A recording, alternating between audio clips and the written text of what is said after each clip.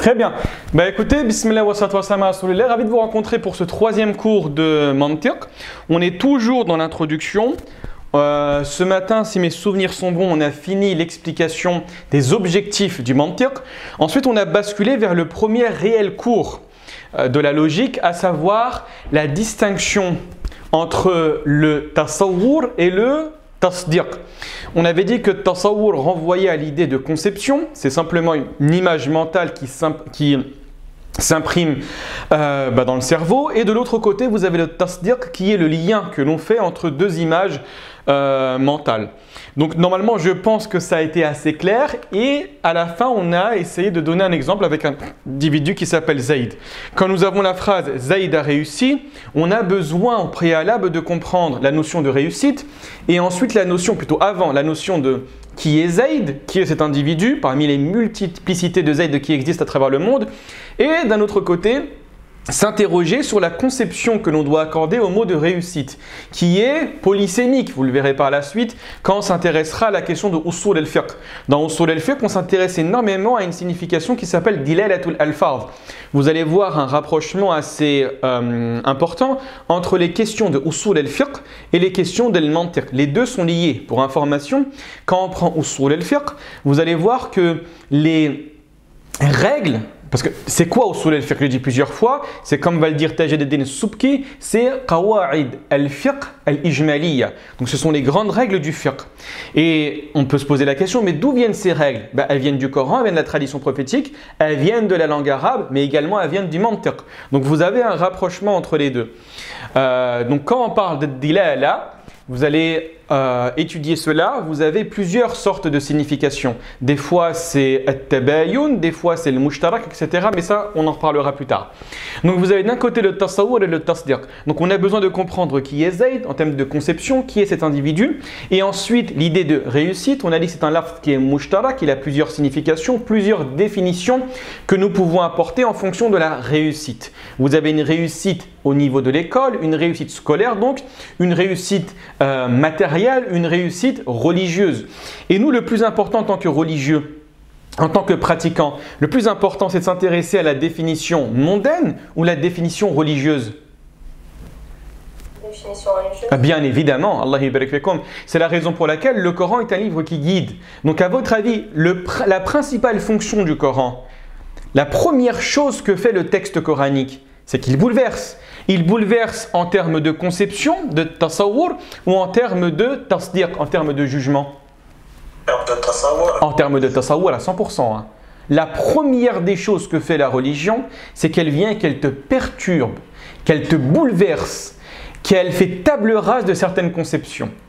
On en a parlé, peut-être le premier cours qu'on a fait sur les grands principes, où on a expliqué mais pourquoi ce cours? Et on a parlé de la retraite spirituelle que le prophète a fait avec la Jahiliya. Pourquoi il a fait une retraite spirituelle? Pourquoi le texte coranique dans la sourate numéro 73 demande au prophète, quand il dit وَتَبَتَّلْ إِلَيْهِ تَبْتِيلًا, et retourne vers Dieu, c'est-à-dire reste, isole-toi avec Dieu. Pourquoi? Parce que vous vivez dans une certaine conception du monde. Et l'être humain a besoin des fois de digérer ces conceptions et de les divorcer, de s'en séparer. Mais la séparation est douloureuse. La séparation ne se fait pas en l'espace de 3 heures. Tu as besoin de reposer ton esprit pour qu'il retrouve une certaine neutralité, objectivité, et ensuite lui incorporer de nouvelles conceptions. Souvenez-vous également une parole d'Abdullah ibn Mas'ud. On l'a dit plusieurs fois. Le prophète sallallahu alayhi wa sallam, qu'est-ce qu'il faisait de nous? Qui se souvient de cette parole avec l'idée du verre? Il nous vidait puis nous remplissait. D'accord? Kana an-nabi sallallahu alayhi wa sallam yufrighuna thumma yamla'una. Ça veut dire quoi? Qu'il changeait quoi? Le tasawwur ou le tasdiq? Le tasawwur. Il changeait le tasawwur. On avait une vision de la réussite. Le prophète est venu, alayhi salatu wassalam, il nous a donné une nouvelle vision de la réussite. On avait une vision du monde. Le prophète sallallahu alayhi wa sallam est venu et a changé notre vision du monde. On avait une vision de la femme. Il y avait une vision de la femme à l'époque de la Jahiliya. La femme était considérée comme un objet de jouissance ou une bouche à nourrir supplémentaire. Donc qu'est-ce qu'on faisait? Soit on la payait ou pour avoir, vous avez compris, l'idée de la prostitution, soit ce qu'on faisait d'elle, eh ben, on considérait que ça allait être une bouche supplémentaire à nourrir. Nous sommes dans un environnement désertique. Le seul moyen de se nourrir, c'était l'idée de razia, hein, le razwa, c'est-à-dire que tu accumulais un certain nombre d'armes et tu allais piller les autres clans. Mais la présence de femmes est problématique. Pourquoi? Parce qu'elle ne sait pas manier les armes convenablement. Elle est beaucoup plus faible militairement qu'un homme et elle peut être également une source de critique envers la famille, d'accord? Ta sœur a fait des choses qui sont peu recommandables, qui sont peu louables, d'accord? Donc qu'est-ce qu'on préférait faire? On préférait directement l'enterrer vivante. Et quand le mari de cette femme mourait, qu'est-ce qu'on faisait d'elle? On l'incluait directement dans l'héritage. Donc elle n'avait absolument pas voix au chapitre. Elle n'avait pas possibilité de donner son avis. Elle ne pouvait en aucun cas prétendre à une certaine autorité ou à la direction, etc. Donc qu'est-ce que le Coran est venu faire? Le prophète sallam est venu et a changé la conception. D'accord? A changé la conception. Également par rapport à l'étranger, le prophète alayhi salatu wa sallam est venu. C'était l'époque arabe, il faut le savoir. C'était fondamentalement raciste. Le prophète sallallahu alayhi wa sallam est venu. Pourquoi le prophète sallallahu alayhi wa sallam a choisi parmi tous ses compagnons Bilal d'Éthiopie? Le jour du retour à la Mecque, il lui a dit: tu montes sur la Kaaba et tu fais l'adhan. Le message est fort ou pas? Oui. Il est extrêmement fort. Très bien. Regardez bien en termes de conception. Qu'est-ce qui était, à l'époque du prophète sallallahu alayhi wa sallam et à l'époque de tous les Arabes, la source de la noblesse de Quraysh? C'était quoi? La richesse ou bien... soit la richesse ou leur père. L'araignée, très bien. Pourquoi ils étaient... La Kaaba, bien évidemment. Ils étaient intouchables. Pourquoi? Parce qu'ils considéraient que Dieu les avait défendus contre Abraha, les gens de l'éléphant, donc ils avaient pris leur parti contre une armée adverse. Donc leur capital symbolique, leur mérite, tournait autour de quoi? De la religion. Ils étaient les serviteurs de la maison sacrée. C'est eux qui recevaient convenablement les pèlerins en nourriture, en boisson, en hospitalité. Donc le capital moral et religieux des Mecquois est extrêmement important par rapport à la Kaaba. S'il n'y avait pas la Kaaba, la Mecque n'existerait pas. Il n'y a aucune agriculture, le commerce n'est simplement possible que par le capital religieux, le capital moral que possédait la Kaaba. Le prophète sallallahu alayhi wa sallam arrive, il dit à Bilal: toi qui à l'époque était négligé, qui n'avait aucune valeur, qui était un esclave, qu'on prenait, qu'on te baladait, et quand ton maître était fâché contre toi, ça va, Umayyah ibn Khalaf, on te mettait sur le dos, on te fouettait, on pouvait te tuer comme bon nous semblait. Et bien à ce moment-là, qu'est-ce que tu vas faire toi, Bilal? Tu vas monter sur la Kaaba. Et c'est quoi le symbole?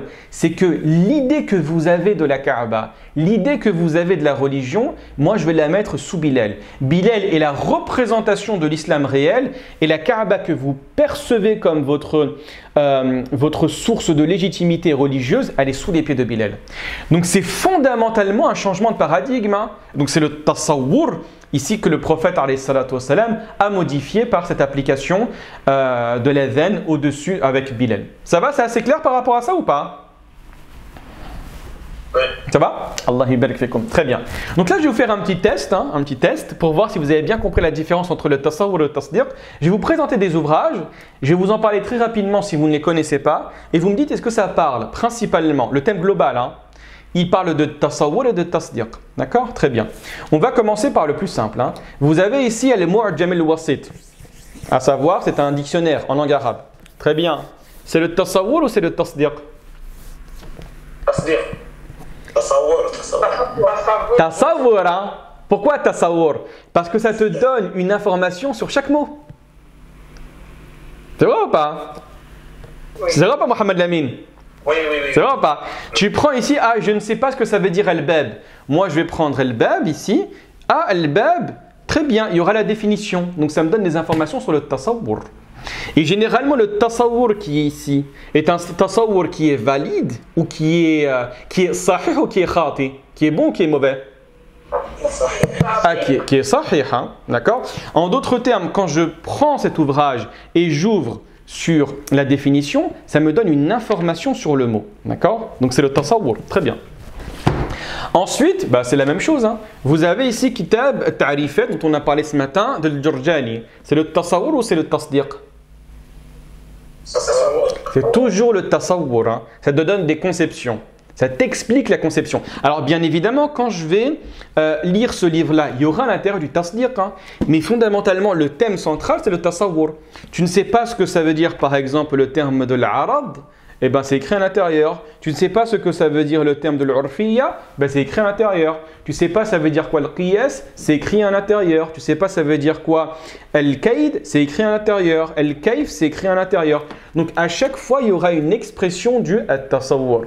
Plus vous avez de tasawwur, de conceptions qui sont présentes à l'esprit et qui sont bonnes, plus votre tasdiq sera pertinent et donc par la suite, par effet de ricochet, plus votre istidlal, c'est-à-dire le raisonnement sera valide.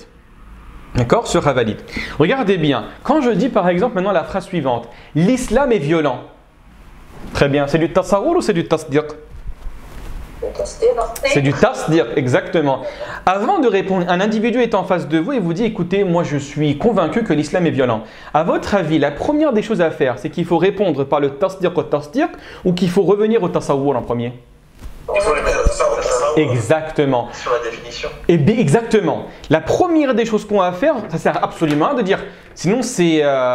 on va s'instaurer et on va s'imposer un dialogue de sourds et un débat totalement stérile. Non, l'islam c'est pas violent. Si l'islam c'est violent. Non, c'est pas violent. Si c'est violent. Mais de quoi on parle? Très bien. Première des choses, écoute, tu vas définir l'idée de violence et la deuxième des choses, tu vas définir l'idée de islam. On va parler de l'islam et ensuite on va parler de la violence. Vous vous souvenez, c'est ce qu'on faisait en philosophie. Hein. Quand vous aviez par exemple une question à traiter en philosophie, la première des choses qu'on faisait, c'est quoi? C'est la définition des termes. Hein. Je ne sais pas si vous en souvenez en terminale, c'est ce qu'on faisait. Hein. D'accord? Donc c'est exactement la même chose. On prend l'islam, ensuite tu vas parler de la violence, très bien, mais il y a des violences qui sont légitimes. Ah bien évidemment, la violence de l'État, la violence est légitime. La violence dans une guerre contre la colonisation, la violence est légitime. Vous voyez ce que je veux dire ou pas? Donc tu as besoin de prendre le temps. Tu as besoin de prendre le temps. Très bien, on avance, Allah barak fikoum. Maintenant, vous avez un autre livre, Sophie Bézis, L'Occident et les autres. Très bien. Alors, j'explique rapidement de quoi parle ce livre. Ce livre parle principalement de la question de l'Occident et son rapport avec les autres. Et donc, elle va tenter de définir, mais qui est réellement l'Occident? C'est du tasawwur ou c'est du tasdiq? Exactement, c'est du tasawwur. Hein. C'est du tasawwur. Hein. C'est-à-dire que, en fait, ici, quand tu prends comment dirais-je? Tu prends l'idée de l'Occident. Tu as initialement une idée de l'Occident. Elle peut être bonne et elle peut être mauvaise. Mais qu'est-ce que va faire Sophie Bézis dans ce livre-là? Elle va tenter de redéfinir à nouveau l'Occident en lui donnant sa propre interprétation de ce qu'elle a perçu comme hégémonie de l'Occident. Donc en fait, elle va te modifier le tasawwur que tu as par rapport à l'Occident. D'accord? Allah barik fikum. Très bien. On avance. Tu as un autre... Dis-moi. Le nom du livre, c'est L'Occident et les autres. L'Occident et les autres. Ah, il est vraiment très très bien ce livre. Hein. Surtout quand tu prends la première page, Sophie Bézis est une juive tunisienne. Hein, et elle explique, mais pourquoi l'occidental va ressentir, et de manière totalement naturelle, un certain rapport condescendant avec l'altérité. Il va se sentir supérieur de manière naturelle. Vous voyez ce que je veux dire ou pas? Et elle explique hein, sur 300 pages. Hein. Franchement, c'est très très beau le livre. Très bien. Ensuite, tu as un autre livre qui a été écrit par mon ancien directeur, Nabil Nasri, le docteur Nabil Nasri, Allah barik fi, L'Empire du Qatar, le nouveau maître du jeu. Ce livre parle de quoi? Clairement. Du Qatar. Ah, du Qatar. Il parle du Qatar. Très bien. Tasawwur ou tasdiq? Tasawwur. Exactement. On est toujours dans le tasawwur. Très bien. J'ai une vision sur le Qatar. Je comprends qu'est-ce que le Qatar. Qu'est-ce que va faire Nabil Nasri dans ce livre? Il va te tenter de redéfinir le rôle politique du Qatar. Donc tu vas avoir, en lisant ce livre, ta conception, ton tasawwur du Qatar, il évolue ou il n'évolue pas? Il évolue. Bien évidemment qu'il évolue. Bien évidemment qu'il évolue. Très bien. Bismillah, un livre peut-être que vous avez tous entendu, tous vu. La citadelle du musulman. Vous savez c'est quoi la citadelle du musulman? Hein, c'est les invocations que l'on fait avant de sortir, avant de s'habiller, le matin et le soir. J'en prends une comme ça, hein, au hasard. Hein. Très bien. Ô Seigneur, l'invocation contre l'ennemi. Ô Seigneur, toi qui as révélé le livre et qui es prompt en compte, terrasse ceux qui se sont alliés contre nous. Ô Seigneur, terrasse-les et fais-les trembler sur leur base. Très bien. C'est du tasawwur ou c'est du tasdiq? Tasawwur. Tasawwur? Ni l'un ni l'autre. Allah yubarak fik. C'était le piège, hein? C'est ni l'un ni l'autre. Exactement. Ah, c'est vrai ou pas? Pourquoi? Parce qu'on ne peut pas contredire. Exactement, on ne peut pas dire. C'est très bien. Exactement, c'est du insha, exactement. On a dit que le tasawwur et le tasdiq, ça rentre uniquement dans la jumla al-khabariya. Ça ne rentre pas dans la catégorie du insha. On ne peut pas dire vrai ou faux. D'accord? Quand tu lis ce livre, si toi-même tu as une conception du Qatar, tu peux dire vrai ou faux. Si tu as une très bonne compétence dans le domaine de la définition, tu lis la définition par exemple de al-dhann, la présomption, l'estimation, la supposition, l'opinion. C'est une conviction prépondérante et nanana, très bien. Tu peux dire vrai ou faux. D'accord? Tu peux dire vrai ou faux. Donc là, ce livre traite dans sa totalité de tasawwur, hein, mais sinon indépendamment c'est du tasdiq. Il faut le comprendre. Hein, d'accord? Par contre, quand tu dis Ya Allah pardonne-moi, c'est ni du tasawwur ni du tasdiq. D'accord? Très bien. Un autre livre maintenant de Karen Armstrong, professeur à Oxford, Mohammed, un prophète pour notre temps. D'accord? C'est un livre en anglais. Hein. Très bien. C'est du tasawwur ou c'est du tasdiq? C'est toujours du tasawwur. C'est toujours du tasawwur. Pourquoi? Tu ne sais pas qui est le prophète Mohammed alayhi salatu wassalam. En lisant ce livre, tu vas découvrir de nouvelles choses. Donc, le tasawwur, il peut être très maigre. Hein. Je prends par exemple le cas de l'homme, très bien, on ne va pas prendre l'homme, pardon, de Zayd. La seule information que tu as, c'est son visage. Mais vous êtes d'accord que tu peux ajouter des informations supplémentaires, tu peux la complémenter. Tu peux dire en fait c'est un garçon qui a une vie extrêmement difficile, qui a perdu ses parents à 9 ans, qui habite au 3e étage, et tu connais toute sa vie. Tout ce que je sais de Zayd, c'est du tasawwur ou c'est du tasdiq? C'est du tasawwur, hein. Bien évidemment, c'est du tasawwur. Très bien. Bismillah, alors celui-là, c'est... Dis-moi. Dans le livre que tu as montré sur le prophète, je dis que c'est du tasawwur, mais dedans on donne des vérités sur le prophète, du coup c'est un peu du tasdiq, si on dit le prophète est ainsi. Ah, 100%.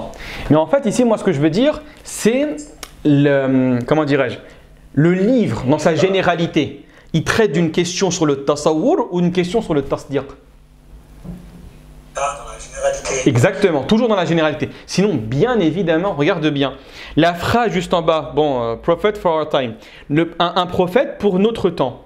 Un prophète pour notre temps, très bien. Ici, c'est du tasawwur ou c'est du tasdiq? C'est du tasdiq. Non, un prophète, c'est pas compris. Un prophète pour notre temps. En fait, Mohammed est un prophète pour notre temps. C'est du tasdiq, hein. Tu peux dire vrai ou faux, hein. D'accord? Allah barik. Oui, dis-moi. S'il te plaît, je reviens dessus sur le livre. Le livre sur le Qatar, il s'appelle comment, s'il te plaît? L'Empire du Qatar. Ok. D'accord, l'Empire sur le Qatar. Allah barik. Le plus simple de Céline Alvarez. Mon imagier niveau 1. Coq. C'est du quoi? Hein? À 100%, c'est du tasawwur, hein? Bien évidemment. Un enfant, il ne sait pas ce que c'est. Ah bah tiens, c'est un boa. Hein? Exactement. L'enfant ne sait pas ce que c'est. Comment? Il n'y a pas de tasdiq. Alors là, du début jusqu'à la fin, il n'y a aucun tasdiq. Hein? Ah, bien évidemment, c'est que du tasawwur. Et donc vous avez vu, c'est ce qu'on a expliqué ce matin. L'enfant ne sait pas c'est quoi un kiwi. Très bien. Il voit l'image. Par la suite, l'impression de l'image dans le cerveau, dans la pensée. Comment on appelle ceci? C'est quoi? Terme qu'on a dit ce matin? C'est l'ilm, exactement. C'est ça l'ilm. Hein? Juste avant, il y a 30 secondes, tu ne savais pas ce que c'était un kiwi. Très bien, tu ouvres. Ah, le kiwi, c'est cet animal-là. Ton ilm a augmenté ou il a diminué? Il a augmenté. Il a augmenté à l'extérieur ou à l'intérieur de toi? Exactement. C'est une nouvelle carte qui s'est intégrée dans ton esprit. Ça va pour ça ou pas? C'est assez clair? Oui. Allah barik fikum. Donc c'est bon normalement la différence entre le tasawwur et le tasdiq. Hein? Ça va? Hein? Ça va? Allah barik fikum. Très bien, on avance. Donc dernière chose, c'est le résumé de ce qu'on a dit. L'exemple de Zayd, tasawwur et tasdiq, la conception de tasawwur et la formation d'une image mentale. Très bien, tu penses à la porte, au cheval, tu penses au livre, etc. Tandis que le jugement, le tasdiq, est cette image mentale à laquelle s'ajoute un jugement. Un jugement positif ou un jugement négatif? L'un ou l'autre. L'un ou l'autre, exactement. Qu'il soit négatif, affirmatif, pardon, ou affirmatif ou négatif, c'est exactement la même chose. Tant que tu lui donnes un jugement. Ça va, c'est clair par rapport à ça? Oui. Très bien. Allah barak fekoum. Est-ce que vous avez une question avant qu'on passe au nouveau cours? Pas de questions? C'est clair? Alhamdoulilah. Aya, bismillah. On avance maintenant. Alors très rapidement, la différence, je relis ce qu'on a, c'est un résumé de ce qu'on a dit. Donc la distinction entre la conception pure, at-tasawwur, et le jugement, at-tasdiq, est fondamentale en logique, influençant notre approche de la connaissance. La conception, c'est une image mentale ou un concept qui s'imprime dans l'esprit, sans aucune forme de jugement associé. Imaginez un arbre ou pensez à un concept de justice. Très bien. Le tasdiq, il s'agit d'une image mentale accompagnée d'un jugement affirmant ou niant sa correspondance avec la réalité. En logique, l'assentiment ou le tasdiq est beaucoup plus large. Il inclut aussi bien les jugements vrais que faux. Le ciel est vert est un tasdiq, est un tasdiq aussi. Et souvenez-vous la règle qu'on avait mentionnée tout à l'heure, plutôt hier, pardon. Quand on avait dit que le jugement sur une chose est une branche de sa conception. En d'autres termes, qu'est-ce qui va arriver? Quelle est la première étape? Le tasawwur ou le tasdiq? Vous êtes tous d'accord ou il y a un doute? Je suis d'accord. C'est tout ce qu'on vient de dire là depuis le matin. Exactement. C'est le résumé de tout ce qu'on vient de dire tout à l'heure. Exactement. C'est le tasawwur. Est-ce que le tasdiq peut se faire avant le tasawwur? Non.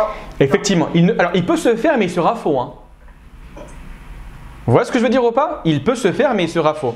Qu'est-ce que ça veut dire? Je ne sais pas ce que c'est, mais j'ai prononcé un jugement. Très bien. Ah bah bien évidemment, c'est catastrophique. Très bien. Qu'est-ce que tu penses de l'intelligence artificielle? Tu ne sais pas ce que c'est? Ah, c'est haram.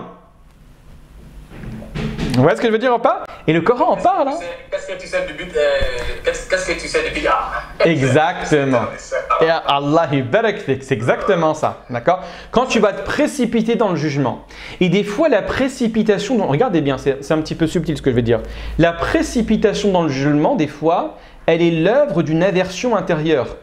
Quand tu vois une personne, regardez bien, quand tu vois une personne que tu n'aimes pas qui arrive et qui va te poser une question, des fois, tu vas répondre avec empressement, non pas pour répondre à la question, mais parce que tu ne l'aimes pas.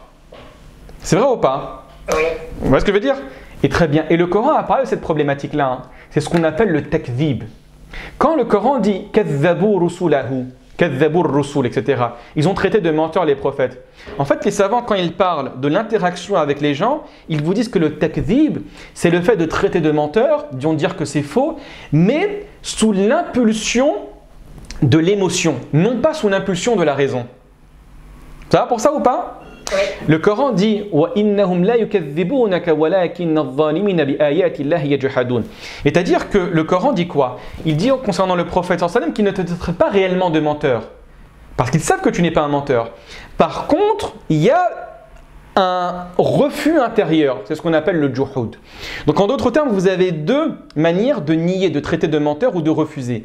Le takdhib, où l'individu va dire non, il va traiter de menteur, il va refuser, donc il va émettre un jugement, mais c'est basé uniquement sur l'émotion. Et d'un autre côté, tu vas écouter les informations. Tu es convaincu de la pertinence du raisonnement. Par contre, tu vas dire non, en contradiction avec la réalité. C'est ce qu'on appelle le juhud. Et c'est beaucoup plus grave. D'accord? C'est beaucoup plus grave. Et c'est exactement ce que va dire Dieu concernant Pharaon. Pharaon savait que Moussa était réellement un prophète. Il savait que les miracles entre ses mains étaient l'œuvre du divin. Par contre, il va le cacher. C'est ça en fait littéralement le juhud. Ça va? Pour ça, c'est assez clair la différence entre les deux? Ça va? Donc en gros, ce que vous devez garder en tête, Allah barak fikoum, c'est que quand vous êtes en interaction avec une personne, l'individu généralement ne parle pas uniquement de manière rationnelle. Il parle sous l'effet de la passion et il parle sous l'effet de la raison. Et généralement, il y a beaucoup plus de passion dans le langage que dans la raison. D'accord? Allah barak fikoum. Très bien. Donc le jugement sur une chose est une branche de sa conception. Al-hukmu ala shay far'un an tasawwurihi. C'est l'une des règles de méthodologie dans comment dirais-je, une des règles de la méthodologie dans la production scientifique. Tu commences par définir, tu commences par concevoir convenablement et ensuite tu donnes un statut. D'accord ? Donc on ne peut porter un jugement sans avoir d'abord conçu l'objet de ce jugement. La science dans son ensemble intègre ces deux aspects. Est-ce que tout est clair par rapport à ce que je viens de dire depuis le début ? Oui. Ça va ? Très bien. Je vous pose une question maintenant avant de basculer à l'autre chapitre. Imaginez qu'on vous demande de produire une conférence sur ce qu'on a dit ce matin, Al-Fawz, la réussite. Quelle est votre méthodologie que vous allez adopter par rapport à tout ce qu'on a dit? Définition. Exactement. La première des choses, c'est qu'on va définir. Très bien. Vous allez la définir tout d'abord comment? Vous parlez à un public musulman. Première des choses, vous allez la définir comment? C'est libre ici, hein. Franchement c'est libre. Hein. Vous allez le définir par rapport à quoi? Ça dépend dans quel domaine. Dans le domaine religieux, on te demande, Mohamed El-Amin, Allah yabarak fik, viens à la mosquée, tu fais une conférence sur la réussite. D'accord? Donc Là, tu vas par... Première des dans le choses. domaine religieux, moi je définis la réussite en tenant compte de la définition qui a été donnée par le Coran. Très bien. De la réussite. Très bien. Donc comment tu vas faire? Je te coupe. Hein. Comment tu vas faire? Tu vas sélectionner des versets dans le Coran, il y a le mot en question. Exactement. Tu vas donner le contexte, qu'est-ce que ça veut dire. Exactement. Allah yabarak fik, c'est très bien. Donc Mohamed El-Amin a dit, je vais prendre tout d'abord le terme de l'Fawz dans le Coran. Ensuite, Mehdi a dit, je vais prendre les versets qui traitent de la question du Fawz dans le Coran. Très bien. Avant de bâtir, qu'est-ce qu'il faut faire? Donner une définition linguistique. Très bien, il faut donner la définition linguistique. Donc tu commences par la définition linguistique, ensuite tu donnes la définition technique qu'on va retrouver dans le Coran. Mais on a dit quoi parmi les règles hier? C'est très bien ce que vous dites, Allah yabarak fikum. Que ma buniya ala al-khata fa huwa khata. Ce qui est bâti sur une faute, sur une erreur, sera une erreur. Très bien. Tu as une maison, une ancienne maison. Tu souhaites, tu as gagné, mashallah, tu as gagné des millions d'euros. Qu'est-ce que tu fais avant de bâtir ta nouvelle maison? C'est logique, hein? Tu la rases. Tu la rases, bien évidemment. Et donc, qu'est-ce que tu as besoin de faire ici? De vider ou d'enlever tous les croyances. Exactement. C'est exactement ça. Donc, en fait, tu vas définir. On est en France. On a une conception de la réussite. Regardez bien, je vais vous raconter une petite histoire qui est réelle. Hein. C'est déconstruire en fait. Exactement, il faut déconstruire. Hein. Vous avez par exemple, regardez bien, c'était un pays, je ne me souviens plus, mais je sais que c'est un pays africain.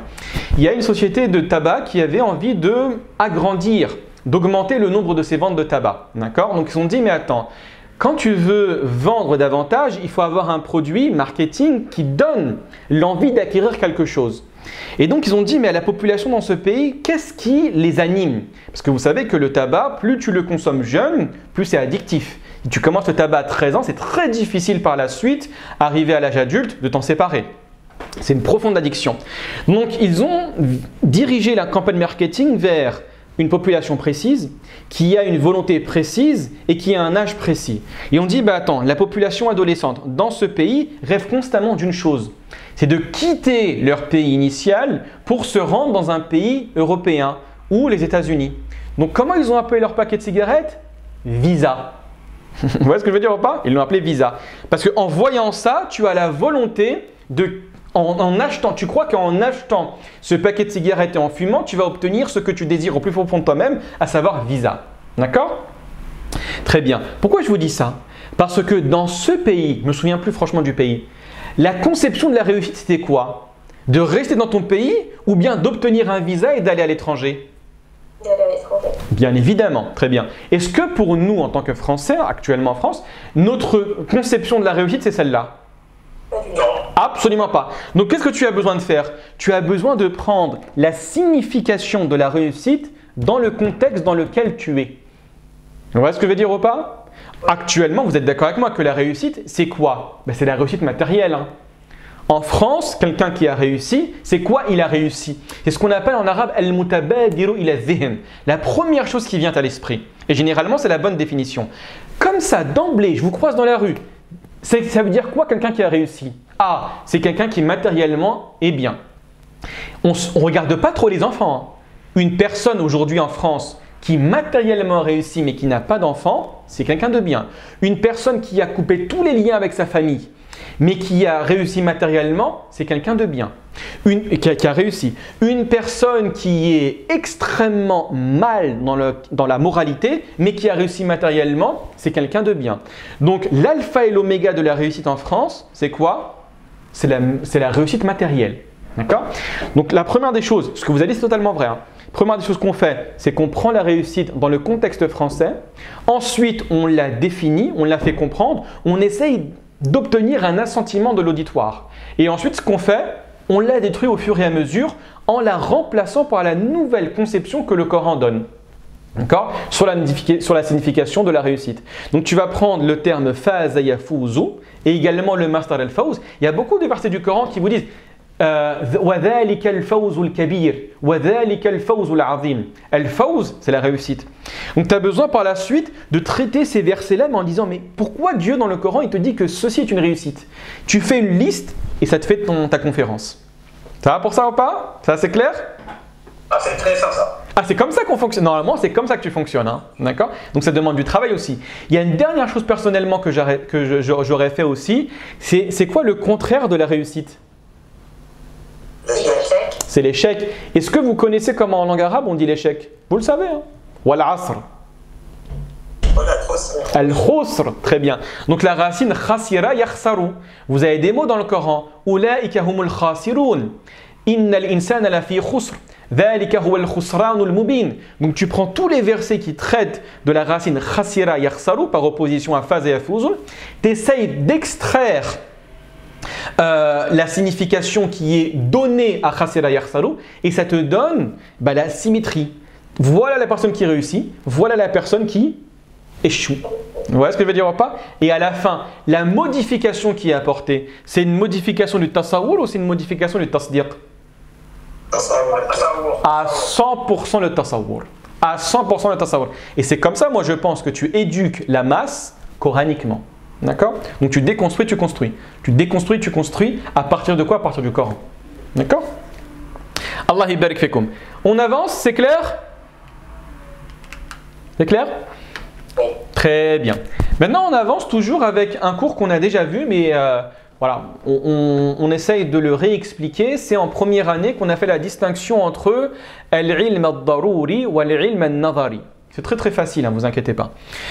La science, qu'elle soit conception, tasawwur ou jugement, tasdiq, se divise en deux grandes catégories selon la manière dont elle est acquise. Le tasawwur, soit il est nécessaire, soit il est théorique. Également le tasdiq, soit il est nécessaire, soit il est théorique. Qu'est-ce que ça veut dire? On va l'expliquer, ne vous inquiétez pas. Donc je répète, le tasawwur c'est la conception sans jugement, le tasdiq c'est deux éléments ou plus auxquels tu vas attribuer un jugement. La première des choses, c'est la science nécessaire, la science ad-daruri. Qu'est-ce que veut dire le terme de darura? En langue arabe, ad-darura c'est la nécessité impérative, ce que tu dois faire et que tu n'as pas le droit de mettre en suspens, d'accord, qui va s'imposer à toi. Donc cette connaissance est obtenue sans effort de réflexion ou de raisonnement, elle s'impose à l'esprit de manière immédiate. C'est ça la science ad-daruri.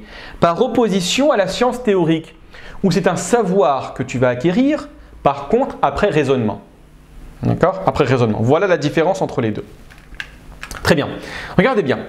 On va commencer tout d'abord par le tasawwur daruri. Donc oubliez tout ce qui est écrit ici. Tasawwur, c'est la conception d'une chose.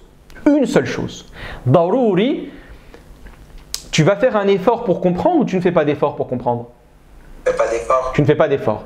Donc une chose sans faire d'effort pour comprendre. Une chose sans faire d'effort pour comprendre. Tu vas absolument pas lui accorder un jugement. Une chose sans faire d'effort pour comprendre. Très bien. Donc ces conceptions nécessaires sont des images ou des notions, bien évidemment, qui s'impriment dans l'esprit de manière directe et intuitive, sans requérir aucun effort de réflexion préalable. On va donner bien évidemment des exemples. Donc leur compréhension est immédiate et universelle. Un enfant les comprendra, un adolescent les comprendra, tu n'as pas besoin de lui expliquer. Première des choses, la chaleur du soleil. Très bien. Est-ce que tu as besoin de lui expliquer? Alors on ne dit pas comment le soleil chauffe. C'est technique. Mais le fait que le soleil chauffe, tu as besoin de lui expliquer ou c'est accepté, ça s'impose à toi-même? Ça s'impose, on ressent. Tu le ressens exactement. Et on avait dit que les canaux de la connaissance sont multiples. On les verra plus tard, Inch'Allah. Il y a principalement 3 à 4 canaux de la connaissance. Hein. Il y a effectivement, l'un des plus importants, c'est le mahsousat. Hein. Le mahsousat, c'est quoi? C'est tout ce qui va découler des sens. J'ai vu, j'ai entendu, j'ai ressenti. D'accord? Donc la sensation immédiate de chaleur lorsque les rayons du soleil nous touchent, sans avoir à analyser ou à prouver cette propriété. On n'a pas besoin de faire un cours. Hein. Il y a une personne qui me dit « Oh là là, il fait extrêmement chaud », tu n'as pas besoin de lui expliquer. Hein. Très bien, tu le ressens, là, c'est une vérité. Deuxième des choses, le goût sucré du miel. La perception instantanée de la douceur, caractéristique du miel, dès qu'il est dégusté, une connaissance sensorielle évidente. Très bien. Il n'a pas besoin que tu lui expliques. Après, chimiquement, tu peux lui expliquer pourquoi le miel est sucré. Mais ce n'est pas ça qui nous intéresse. C'est l'image mentale que tu perçois. Quand tu vas penser, regardez bien, là vous n'avez pas de miel dans la bouche, hein, je pense. Hein. Il n'y a personne qui a du miel dans la bouche. Très bien. Mais quand vous pensez au goût sucré du miel, est-ce que cette image mentale est présente dans votre esprit? Oui. Exactement. Mais est-ce que vous ressentez dans la bouche, est-ce que vous ressentez le goût sucré du miel? Naturellement. Alors non, tout de suite, sans goûter le miel. Non. Ah non, tu vois ce que je veux dire ou pas? Mais tu sais ce que ça fait. Ah, tu sais ce que ça fait. Tu sais que si par exemple tu mets du radis dans ta bouche, ah, tu sais ce que ça fait. Peut-être tu oublies, mais tu sais le sentiment que ça te donne. Quand tu prends du Schweppes tonique, bah, tu sais que c'est amer. Tu sais ce que ça fait. D'accord? Très bien. Également, la distinction jour-nuit. Jour-nuit, jour-nuit, jour-nuit. Voilà, c'est clair, hein? C'est basé sur ce qui est en face de moi. Hein. Donc c'est un tasawwur darouri. Hein. La reconnaissance spontanée des différences visuelles et environnementales entre la clarté du jour et l'obscurité de la nuit. C'est une information qui est darouri. Tu n'as pas besoin de l'expliquer. Il n'y a personne. Là, je vais dire, regarde, c'est le jour. Tu n'as pas besoin de faire un cours pour expliquer qu'est-ce que c'est le jour. Tu le vois, tu le ressens. Cette information s'impose à toi. Ça va, c'est clair pour le tasawwur darouri? Oui. Du coup, ça prend. Il faut que la personne ait l'expérience. Par exemple, quelqu'un qui n'a jamais goûté du miel, il n'aura pas, par exemple. Bien évidemment. Bien évidemment. Mais ça rentre quand même dans le darouri. Ah, bien évidemment, darouri. Parce que quand il va goûter le miel, est-ce que tu lui fais un cours? Sans lui faire, par exemple, regarde bien. Il y a une personne qui est en face de toi, qui a 35 ans, qui n'a jamais goûté du miel et qui n'a jamais goûté du Schweppes tonique. D'accord? Très bien. Tu lui dis goûte le miel. Est-ce qu'il va ressentir quelque chose? Oui, bah oui. Tu vois ce que je veux dire ou pas? Juste après, tu lui donnes du Schweppes tonique. Est-ce qu'il va ressentir quelque chose? Bien sûr. Très bien. Ensuite, peut-être qu'il n'aura pas la même langue que toi. Mais est-ce que cette image de goût sucré du miel et de l'amertume du Schweppes s'est imprégnée dans son cerveau? Bah oui. Directement. Mais tu n'as pas besoin de lui faire un cours pour l'expliquer. Hein. Le fait qu'il le goûte, cette image mentale est directement préservée dans son esprit. Tu vois? Donc en fait, quand tu regardes ceci, c'est une science qui s'impose. Tu n'as pas besoin de l'expérience, tu n'as pas besoin d'explication. Ça va, c'est clair? C'est comme le 1 plus 1 égale 2. Exactement. D'accord? 1 plus 1 égale 2. Mais on verra par la suite. Hein, on verra après les autres exemples. 1 plus 1 par là 2, ça s'impose à toi. C'est tout, classe. D'accord? 1 plus 1 égale 2. Tu ne te casses pas la tête. Par contre, ici, fais attention. 1 plus 1 égale 2. C'est pas du tasawwur, hein, c'est du tasdiq. Hein. Mais c'est darouri. Tu vois, c'est du darouri. D'accord? Allah barak fik. Allez, on avance. Maintenant, vous avez le tasdiq qui est du darouri. Le tasdiq qui est le darouri. Donc le tasdiq, c'est quoi? C'est une chose ou c'est un jugement que l'on fait? C'est un jugement que l'on fait. C'est un jugement que l'on fait. Mais même des fois, certains jugements, tu les acceptes sans faire un effort de réflexion. D'accord? Donc le jugement nécessaire est une forme de connaissance qui s'impose à l'esprit sans effort de réflexion. Une vérité reconnue instantanément sans besoin d'argumentation ni de preuve. Ça va pour ça ou pas? Bon, regardez, l'été est chaud.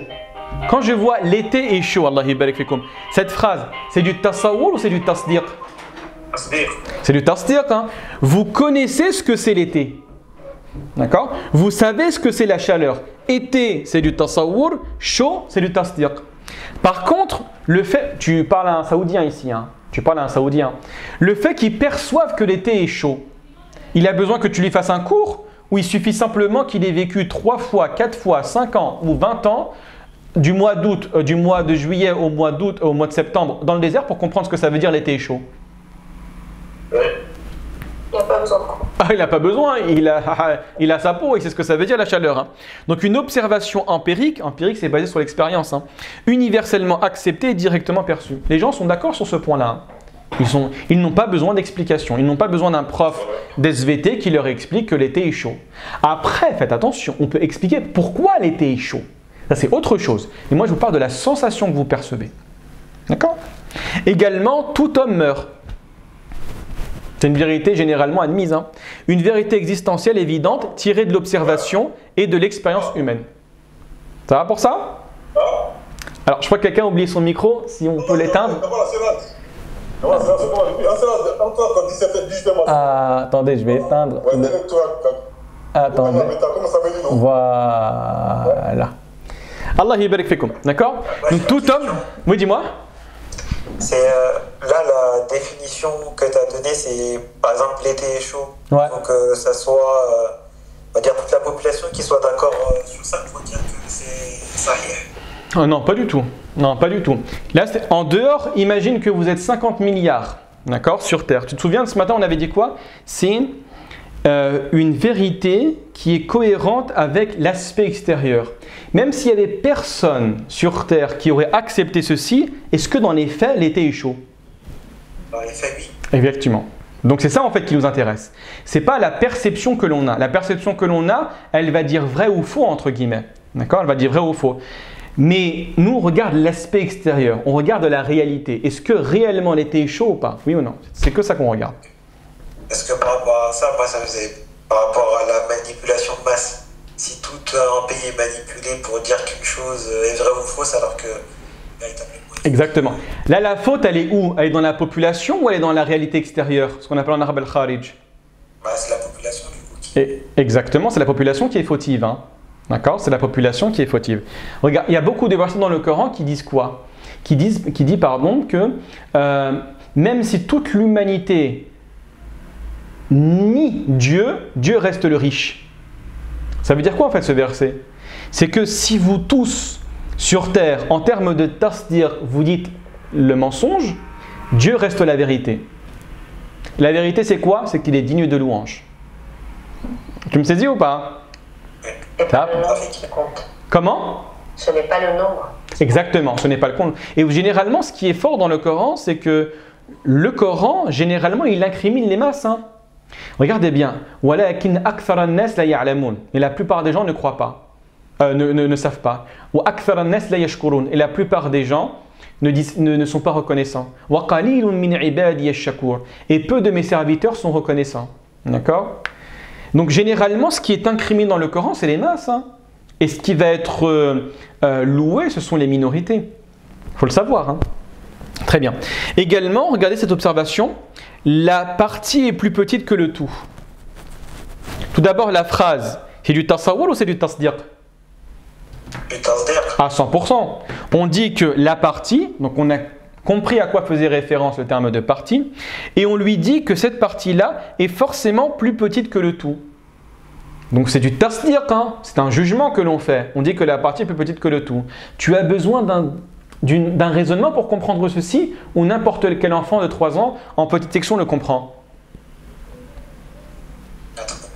Ah, il le comprend. Hein. Très bien, regardez bien. Vous prenez par exemple à n'importe quel enfant, sauf exception, il y a des enfants, ils ne comprennent pas la question. Hein. C'est pour ça qu'ils disent sa maîtresse, parce qu'ils ne comprennent pas la question. Très bien. Tu vois ce stylo-là, voilà. Là, vous avez le bouchon, c'est une partie du bouchon. C'est lequel le plus grand? C'est ça ou c'est l'ensemble? Ben, il va dire c'est l'ensemble. Hein. D'accord? Donc ça s'impose à l'esprit. C'est du tasdiq, mais qui s'impose à l'esprit. Exactement comme tout à l'heure, Mehdi, tu as dit 1 plus 1, ça fait 2. Effectivement, c'est du tasawwur, c'est du tasdiq, pardon, mais qui est darouri. Tu n'as pas besoin d'un enchaînement, tu n'as pas besoin d'une démonstration pour prouver la pertinence du propos. Ça va, c'est clair? Oui. Très bien. Donc on a dit que la science se divise en 2 catégories, le darouri et le nazari. Le darouri, celui qu'on voit depuis tout à l'heure, il a besoin d'un raisonnement, d'une démonstration ou il n'a pas besoin? Il n'en a pas besoin. Il n'en a pas besoin. Très bien, Allah yibarak fikum. Quand on dit qu'il y a le darouri, ça touche que le tasdiq, ça touche que le tasawwur ou ça touche les deux? Ça touche les deux. Ça touche les deux, exactement, ça touche les deux. Donc on peut avoir du tasawwur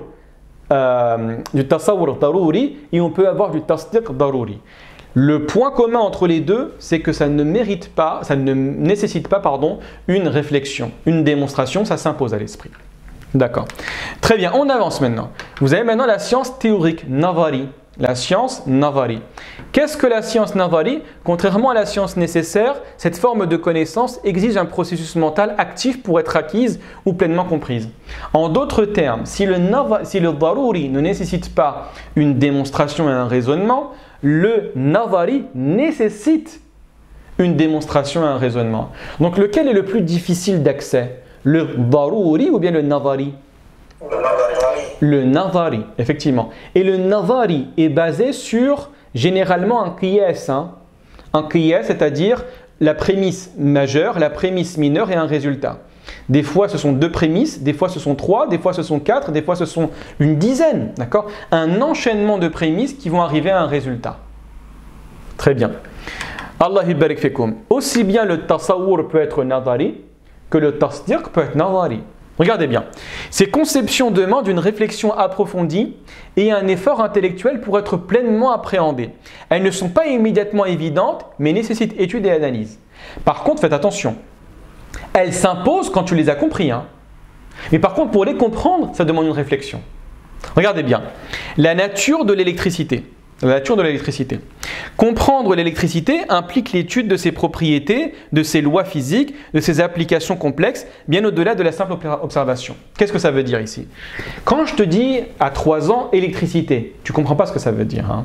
D'accord? Je te dis à 5 ans électricité, tu ne sais pas ce que ça veut dire. Même à 15 ans, même à 20 ans, même à 30 ans, tu ne sais pas ce que ça veut dire électricité. Par contre, on va se donner 1 heure pour expliquer en long et en large la notion d'électricité. On explique qu'est-ce que c'est, d'où ça vient, que c'est une force de la nature, une force fondamentale, etc., etc., etc. Très bien. La conception de l'électricité, ça y est, tu l'aperçois maintenant? Oui. Eh bien, khalas, ça devient maintenant du tasawwur nadari. Donc en gros, quand tu penses à l'électricité, est-ce que j'ai fait du tasawwur ici ou j'ai fait du tasdiq? Du tasawwur, je conçois ce que c'est l'électricité, pardon. Et par contre, pour le concevoir, ça s'impose à moi ou j'ai besoin qu'on me l'explique? Qu'est-ce que l'électricité? J'ai besoin qu'on me l'explique. J'ai besoin qu'on me l'explique. Et de faire un effort. Exactement, de faire un effort. Si pendant tout le cours, tu es comme ça, tu n'écoutes rien du tout, tu ne comprendras jamais qu'est-ce que c'est l'électricité. D'accord? Donc c'est du tasawwur, par contre, qui est nadari. Tu ne n'es... Oui, dis-moi. Il y a des niveaux de compréhension du coup. Ah, bien évidemment. Quelqu'un qui fait des études 2 ans et 5 ans, il aura une conception différente. À 100%. Généralement, toutes les personnes sont équivalentes, généralement, en termes de tasawwur daruri, sur les fondamentaux. D'accord? Sur l'idée, par exemple, de la chaleur. Sur l'idée, par exemple, du goût sucré du miel, de l'amertume du chopstonique, d'accord? Sur la grandeur des montagnes, très bien. Mais par contre, après, il y a des personnes qui vont tenter d'expliquer, de comprendre tout au long de leur vie l'électricité, mais ne le comprendront pas. Tu vois ce que je veux dire ou pas? Donc bien évidemment, là, il y a des personnes compétentes, il y a des personnes qui sont beaucoup moins compétentes. D'accord? Également, le concept de la prophétie. Ce concept philosophique et religieux requiert une réflexion sur la révélation, la guidance divine, etc. et l'étude des textes sacrés sans perception directe. Tu ne peux pas comprendre, tu viens, tu nais, tu n'as jamais entendu parler d'un prophète, tu dis lui c'est un prophète. Tu sais d'emblée qu'est-ce que c'est ou on t'a besoin que on te l'explique? On a besoin qu'on me l'explique. Bien évidemment. À votre avis, le terme de prophétie, il est dans le livre des définitions ou il n'y est pas? Forcément. Bien évidemment qu'il y est. D'accord? Bien évidemment qu'il y est. D'accord? Donc, on a besoin de comprendre qu'est-ce que la véritable prophétie, la mettre en lien avec la révélation, avec la sélection, avec l'infaillibilité pour comprendre par la suite qu'est-ce que la prophétie. Et quand maintenant j'ai compris à quoi fait référence la prophétie, la compréhension de la prophétie, c'est du tasawwur ou c'est du tasdiq? C'est toujours du tasawwur. Tu sais pourquoi? Parce que quand je comprends tasawwur, est-ce que je peux dire vrai ou faux? Je comprends le tasawwur. Je peux dire vrai ou faux? Non, toujours pas. Exactement. En fait, c'est la compréhension, c'est l'image mentale. Ah, prophétie, j'ai compris. D'accord? Par contre, quand je dis la prophétie s'est réalisée, c'est du tasawwur ou c'est du tasdiq? C'est du tasdiq, parce que j'ai attribué quelque chose à la prophétie. J'ai fait un jugement. Tu peux dire vrai ou faux ou tu ne peux pas dire vrai ou faux à la phrase que je viens de dire? Oui, parce que Tu peux dire vrai ou faux. Donc c'est du tasdiq. Très bien. Je dis Ya Allah, fais de mon frère un prophète. C'est du tasawwur ou c'est du tasdiq? C'est ni l'un ni l'autre, toujours. C'est ni l'autre, c'est ni l'un ni l'autre. Pourquoi? Parce que ni tu peux dire vrai, ni tu peux dire faux. D'accord? Ça rentre dans l'insha. Hein. Ça rentre dans l'insha. Ce qu'on est en train de faire là, on est en train de faire un tasawwur al-nadari pour C'est très bien, exactement. Allah barak fik. Depuis tout à l'heure, on est en train de faire du tasawwur nadari pour expliquer qu'est-ce que le mantiq. Quand vous faites des cours de grammaire de nahu, vous faites du tasawwur nadari pour comprendre qu'est-ce que la grammaire, etc., etc., etc. D'accord? Par contre, vous êtes grammairien. Et imaginez, vous êtes chargé de créer de nouvelles règles de grammaire. Vous faites du tasdiq ou du tasawwur? Tasawwur. Ah, du tasdiq ici. Parce que tu fais des jugements. Tu dis, ce mot est marfoua. Je crée quelque chose de nouveau. Vous voyez ce que je veux dire ou pas? C'est du tasdiq ici. On fait un jugement, on fait un travail, on applique. Je peux dire vrai ou je peux dire faux. Tu vois ce que je veux dire ou pas? Quand tu es dans la découverte, tu es dans le tasawwur. Quand tu es dans l'application et le jugement, tu fais du tasdiq. Le juge, d'accord, dans son travail quotidien, il fait du tasawwur ou il fait du tasdiq? Du tasdiq. Tasawwur, vous êtes sûr? Oui, tasdiq. Il fait du tasdiq. Hein. Lui, il est chargé d'appliquer. Hein. Effectivement, il applique le droit. Hein. D'accord? Donc, quand regardez bien, qu'est-ce que fait le juge? Coupable. Tu es coupable. D'accord? Donc il lance un jugement clairement. Donc c'est du tasdiq, hein, bien évidemment. C'est du tasdiq. Hein. D'accord? Allah barik fikum. Également les mécanismes du clonage humain. L'appréhension du clonage humain passe par la connaissance de la biologie cellulaire, de la génétique, des implications éthiques, etc., nécessitant une analyse scientifique et morale. Donc on ne peut pas naître en connaissant la signification du clonage. On a besoin de le comprendre. Ça peut prendre énormément de temps. Ça peut être de la spécialisation. Mais par contre, c'est un bon tasawwur que tu as par la fin. Donc une personne qui va... Regardez bien. Moi, je vous pose une question. Le clonage, c'est halal ou c'est haram? La réponse prend du temps. Exactement. C'est quoi le clonage? Exactement. On a besoin de définir. Donc c'est la raison pour laquelle quand vous avez, par exemple... Regardez bien, je vais vous montrer un livre qui est juste là. Très bien. Regardez bien. Il est assez petit le livre. Hein. C'est quoi? C'est environ 380 pages. C'est rien du tout. Hein. C'est un travail qui a été fait sur environ 20 ans. C'est 20 ans de travail. Et ce n'est pas un savant. Hein. C'est environ une quarantaine de savants. C'est le qararat wal fatawa sadira an al-Majlis européen de l'iftal wal buhuth. Ce sont les décisions et les fatwas qui émanent du Conseil européen de la fatwa et de la recherche. Qu'est-ce qu'ils ont fait? Ils répondent à des questions. Ils sont 40 environ. Et pour une question, ils vont avoir par exemple une session d'une semaine ou de 2 semaines, etc. Tu prends n'importe quelle fatwa ici. Regardez bien. Je prends une fatwa au hasard comme ça. Al-Janaiz, Tashir Janazatil Aqarib ghayr al-Muslimin. Le fait d'accompagner le cercueil des proches qui ne sont pas musulmans. Très bien. Donc c'est comment on appelle ça? C'est une fatwa. La fatwa, c'est du tasdiq ou c'est du tasawwur? Tasawwur. C'est du tasdiq. La fatwa. Le fatwa, oui. Effectivement. Fatwa, oui. Mais par contre, quand tu prends la fatwa, ils vont toujours agir comme ça. Je ne prends pas celle-là. Je vais prendre une parce que celle-là, elle est relativement simple, entre guillemets. Ils vont dire, par exemple, regardez bien, je vais essayer d'en prendre une. Voilà. Kaffaratul ijhad. L'expiation de l'avortement. Ici, on a besoin de faire quoi? La première des choses qu'on va faire, que les savants vont faire, qu'est-ce qu'ils vont? Ils vont faire quoi? C'est quoi l'avortement? Exactement. Ils vont définir c'est quoi l'avortement. Donc quand tu vas voir par exemple, bon on n'a pas le temps de le faire parce que je prends pas de temps, mais vous allez dans la fatwa, la première des choses qu'ils vont faire, ils vont dire l'ijhad, voilà la définition. La première des choses qu'ils font, hein, d'accord? Regardez bien ici également, qatl al-marhama, l'euthanasie, c'est une des fatwas les plus longues. Qu'est-ce qu'ils vont faire? Ils vont prendre le temps. Hein. Là récemment je posais la question à une... parce qu'on m'avait posé une question, d'accord? Je prends vraiment 30 secondes, 30 secondes pour expliquer ceci. J'avais une sœur médecin avec qui j'étais en contact et je lui ai posé la question. C'est le papa d'un membre de ma belle famille qui est tombé malade. Il a fait un AVC. Et en faisant l'AVC, les médecins se sont précipités. D'accord ? Pourquoi ? Parce qu'en fait, il a fait un AVC, il a vomi et ensuite il est resté à l'hôpital pendant un certain moment. Et à l'hôpital, on lui disait, mais là, monsieur, ce serait bien de le débrancher. Pourquoi ? Parce que c'est de l'acharnement thérapeutique. D'accord ? Et vous savez que la fatwa autorise le fait de débrancher. La fatwa autorise le fait de débrancher dans le cadre de l'acharnement thérapeutique. Le problème, il est où ? C'est que, donc moi j'ai posé la question à la sœur. Ça veut dire quoi littéralement l'acharnement thérapeutique ? D'accord ? Et en fait, l'acharnement thérapeutique, comme nous on le conçoit, comme dans la fatwa on le conçoit, et l'acharnement thérapeutique qui a été expliqué par le médecin, c'est deux choses totalement différentes. Parce que quand la fatwa parle de l'acharnement thérapeutique, elle a été extrêmement précise. C'est lorsque la vie est basée uniquement sur la présence d'outils, de matériel médical, dans le sens où si on débranche le matériel, la personne meurt directement. Vous avez compris c'est quoi l'acharnement thérapeutique ? Ouais. Très bien. Et donc là, je pose la question à la sœur, je rentre un petit peu dans les détails. Elle m'a dit non, c'est pas comme ça qu'on fait nous. C'est que l'individu, et j'ai posé la question par la suite au frère, il m'a dit non, mon père lui peut vivre. D'accord ? Il peut vivre. Le problème, c'est quoi ? C'est que ce serait un petit peu difficile. Donc en fait, l'acharnement thérapeutique, le débranchement qu'il voulait faire, en fait, c'est simplement débrancher au fur et à mesure et le faire tomber dans une sédation profonde de sorte qu'il meurt naturellement par la suite.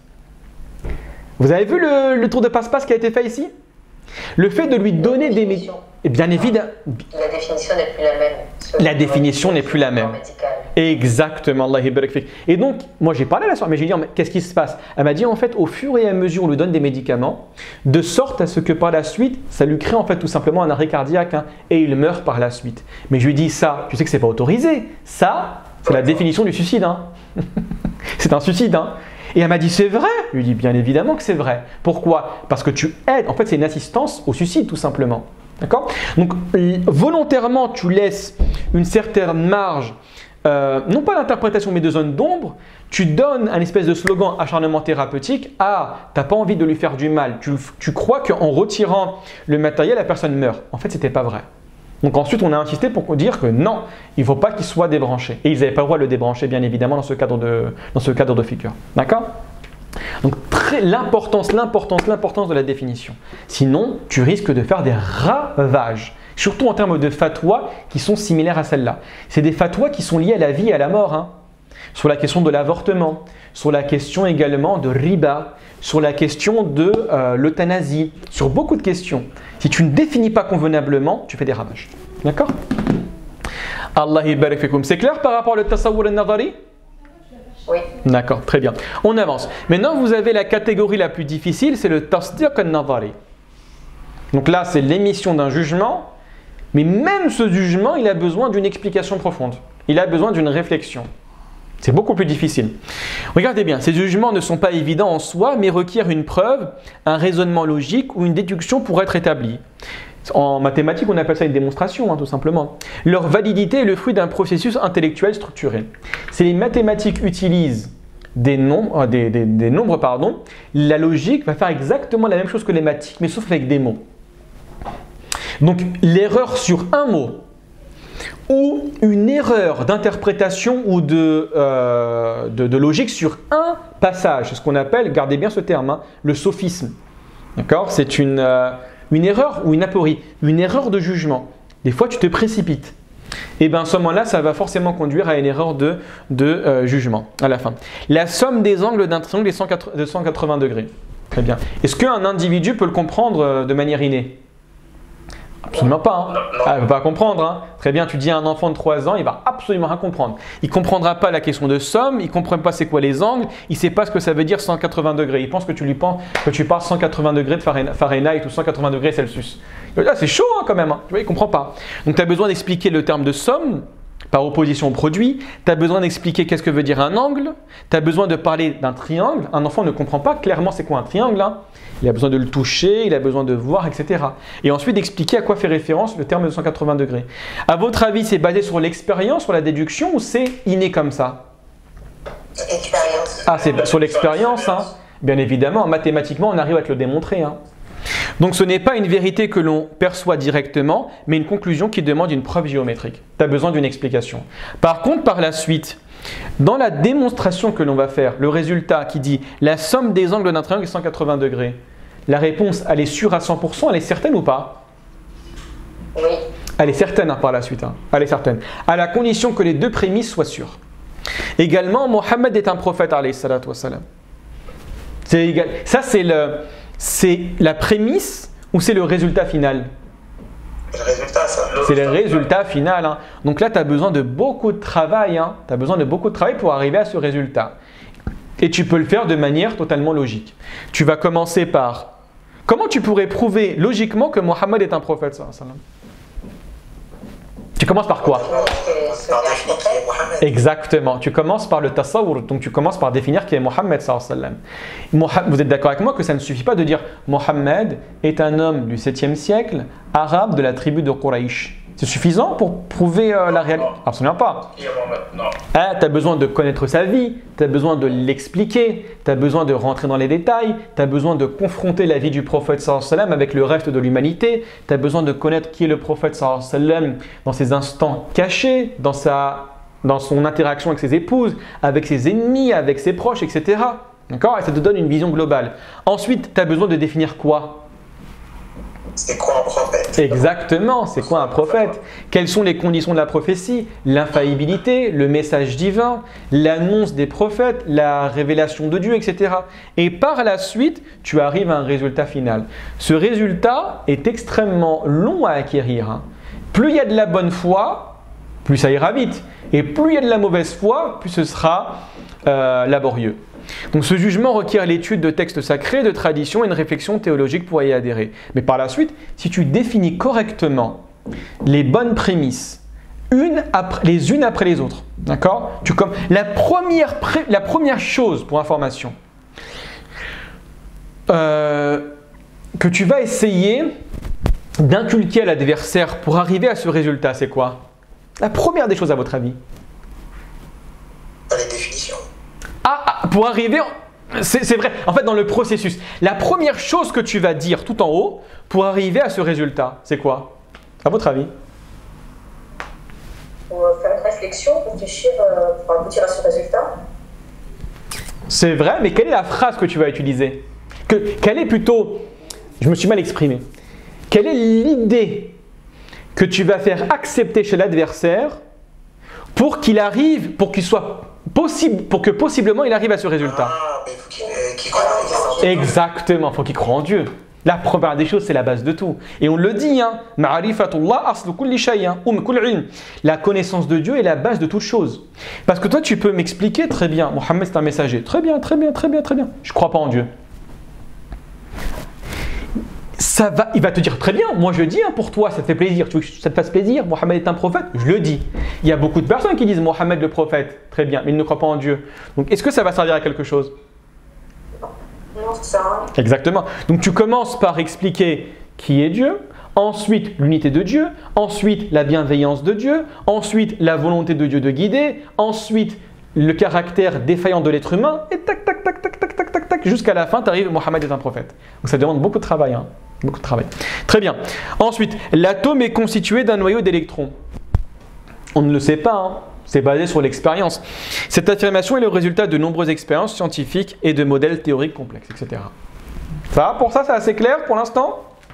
Est-ce qu'on peut dire qu'un tasdiq, c'est un jugement qui peut être vrai ou faux, sauf si c'est un tasdiq nazari, ou un nazari peut aussi être faux au final. On peut trouver à un moment ou à un autre qu'il est faux. Alors c'est une bonne question, Allah barak fik. On peut prouver, en fait nous ce qui nous intéresse à la fin, c'est pas de dire vrai ou faux. Hein. Tu vois? Parce que des fois, je peux te dire, par exemple, j'ai un tasdiq, moi, Pharaon est un prophète. La phrase, hein, c'est du tasdiq ou c'est du tasawwur? C'est du tasdiq à 100%. Elle est vraie ou elle est fausse? Elle est fausse. Elle est totalement fausse. Donc en fait, ce qui va rentrer dans la catégorie du tasdiq, c'est l'éligibilité de la phrase à dire vrai ou faux. C'est que ça qu'on en regarde. Mais dans ce cas, dans cet exemple-là, c'est pas un tasdiq nazari parce qu'on n'a pas démontré par la réflexion, le raisonnement que ce tasdiq était vrai. Ah si, bien évidemment, on l'a fait. Tu sais pourquoi on l'a fait rapidement? Parce que tu sais qui est Pharaon. Tu vois? Parce que tu sais qui est Pharaon, tu sais le mal qu'il a fait. Tu sais ce qu'il a fait aux enfants d'Israël, tu sais le mal qu'il a fait aux enfants et le mal qu'il a fait également dans le Coran. Tu sais la signification d'un prophète. Il y a une personne en face de moi, elle n'a jamais entendu parler ni de prophète, elle n'a jamais entendu parler de Pharaon. Je lui dis Pharaon est un prophète. Et on fait le même cours, hein. Il va me dire c'est du tasdiq. Mais je lui dis c'est vrai ou c'est faux? Il me dit je sais pas. Tu vois ce que je veux dire ou pas? Pharaon n'est pas un prophète, c'est aussi un tasdiq. Alors c'est un tasdiq en soi. Mais pourquoi nous on a dit que directement d'emblée que cette affirmation est fausse? Pourquoi? Parce qu'on est bon public, on connaît pas ce qu'on Exactement. C'est du tasdiq nazari. Hein. Parce qu'en fait, vous avez fait le cheminement. Le cheminement, vous l'avez fait, mais vous l'avez fait intérieurement. Parce que vous savez pertinemment. Mais un individu qui ne connaît pas qui est Pharaon, qui ne sait pas ce que ça veut dire un prophète, lui, il a besoin d'un long cheminement. Hein. Regardez bien, j'ai compris ta question. Hein. Mais quand tu veux le comparer avec du tasdiq darouri, là, que tu connaisses ou que tu ne connaisses pas, ça s'impose à toi. Regarde bien, quand je te dis que tout homme meurt, qu'il soit en France, qu'il soit au Mali, qu'il soit en Indonésie, qu'il soit au Sri Lanka, c'est une vérité qui s'impose. Hein. Tu vois ce que je veux dire ou pas trop? Moi, ce qui m'embête, c'est le processus intellectuel structuré qui arrive à ce tasdiq nazari et qui quand même peut être faux. C'est ça qui me... c'est contradictoire. Non, pas du tout. Non, pas du tout. Regarde bien, on va réexpliquer. J'ai compris ce que tu veux dire. Oublie, tu es d'accord avec moi que quand il y a dans le terme tasdiq, il faut oublier la signification de sidq, la vérité. Hein. Non, ça c'est bon, très bien. La deuxième des choses, le tasdiq, qu'est-ce que c'est? C'est un jugement c'est une phrase à laquelle tu peux attribuer un jugement de vrai ou de faux. Ça va pour ça ou pas? Regarde bien. Quand je te dis ici, le livre est grand, est-ce que tu peux dire vrai ou faux? Oui, je peux dire vrai ou faux. Très bien. C'est du tasdiq. Oui. Très bien. Ce tasdiq-là, il est nazari ou il est darouri? Il découle d'une réflexion ou il ne découle pas d'une réflexion? Il est darouri parce qu'on le voit, elle s'impose. Exactement, ça s'impose. Hein. Très bien. Imaginez maintenant que vous voulez me dire, oui mais ta phrase est fausse. Moi j'abonde dans votre sens. Je dis c'est vrai, c'est faux. Est-ce que ça reste toujours du tasdiq nazari ou du darouri? Bah ça reste plus, c'est plus du darouri si quelqu'un peut dire c'est faux.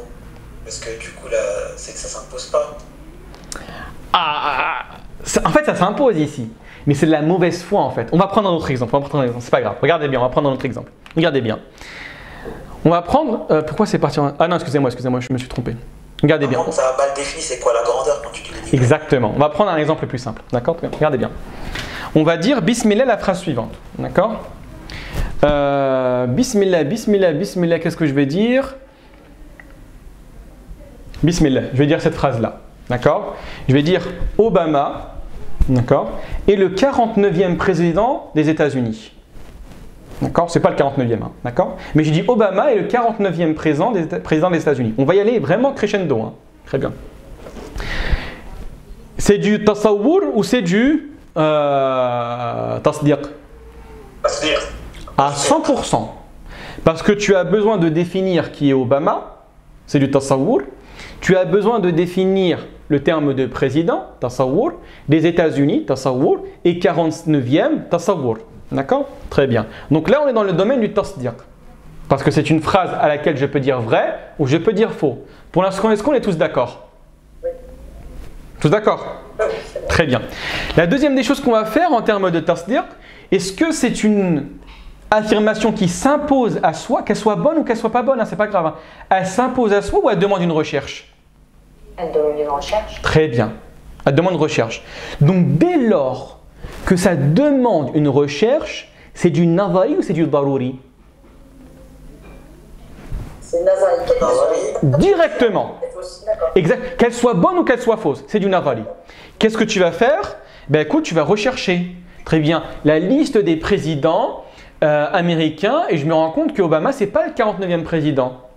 Il s'avère en fin de compte que le résultat final, c'est que le tasdiq ici, que le hukm, il est sahih, il est kadhib, c'est ça l'information qu'il faut dire, le vocabulaire. Il est kadhib, il est faux ou il est sadiq, il est bon? Il est kadhib. Il est kadhib. Donc l'affirmation est fausse. Oui. C'est vrai ou pas? Mais est-ce que toujours ça reste du tasdiq nadari? Oui. Et voilà. Ça va pour ça ou pas? C'est clair?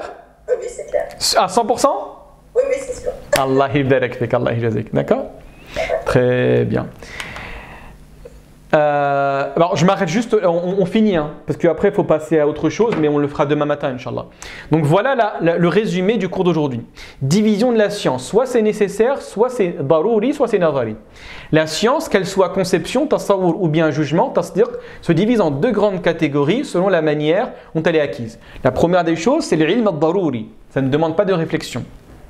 Cette connaissance est obtenue sans effort de réflexion ou de raisonnement, elle s'impose à l'esprit de manière immédiate. Soit c'est au niveau du tasawwur, la chaleur du soleil, le goût sucré du miel, la distinction entre le jour et la nuit, soit ça relève du tasdiq. Le tasdiq, il peut être également darouri. Comme l'été est chaud, tout homme meurt, la partie est plus petite que le tout, 1 plus 1 font 2, etc. Tout effet a besoin d'une cause, les règles de la logique. Hein. Soit vous avez une science qui est nazari. Nazari, ça demande une réflexion, ça ne demande pas de réflexion.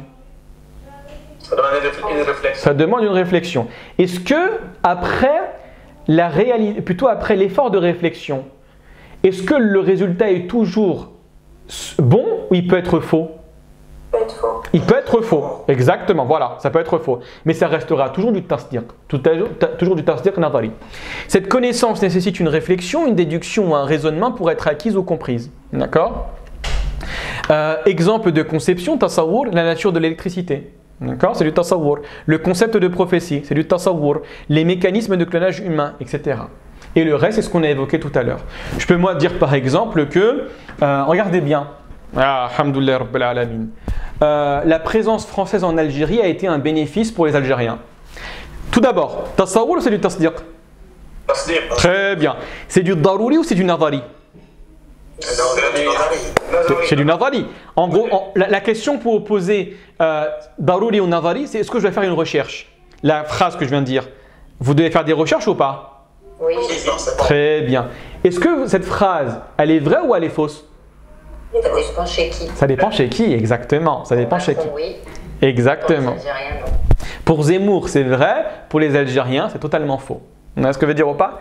Donc ici, c'est pas grave qu'elle soit vraie ou qu'elle soit fausse. Le principal, c'est de dire c'est du tasdiq nadari. Tasdiq nadari. D'accord? Allah yabarik fikum. Donc comprendre cette division est essentiel pour appréhender le processus d'acquisition de la connaissance en logique. D'accord? Vous allez voir qu'il y a des preuves de l'existence de Dieu. Faites attention. Qui relèvent du darouri. Il y a des preuves de l'existence de Dieu qui relèvent du nadari. À votre avis, on commence par le darouri ou on commence par le nadari? Bien évidemment, hein. Tu ne vas pas commencer par le nadari, hein. Tu vas commencer bien évidemment par le darouri. Hein. Ce que tu ressens à l'intérieur de toi. D'accord? Et voilà, on s'arrêterait là. Demain, on commencera Dalala, Inch'Allah ta'ala. C'est pas du tout Qat'i Dalala, Dhanni Dalala que vous aviez au Soleil al-Fiqh. Hein. C'est autre chose. Hein. D'accord? Le matin, Inch'Allah. D'accord? Toujours 10h30. D'accord? 10h30. C'est intense hein, ce mois, mais il faut en profiter. Toujours 10h30, on donnera, voilà, comme ce matin, 45 minutes, 1h, Inch'Allah ta'ala. Sinon, on n'aura pas le temps de finir. Et j'ai vraiment envie qu'on finisse au moins l'introduction de le mantiq. D'accord? Allah yabarak. Dis-moi, si Mohamed Lamine.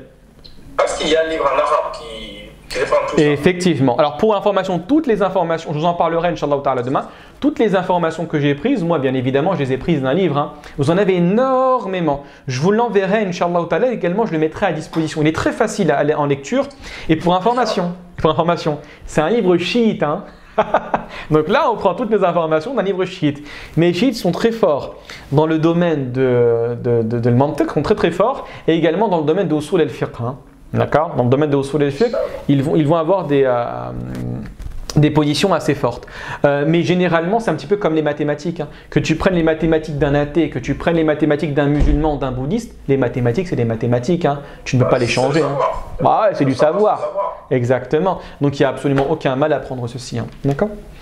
Donc, je vous enverrai, bien évidemment, il en existe plusieurs, je vous enverrai, Inch'Allah. Malheureusement, il est qu'en arabe. Hein. Il est qu'en arabe. Khir, Inch'Allah.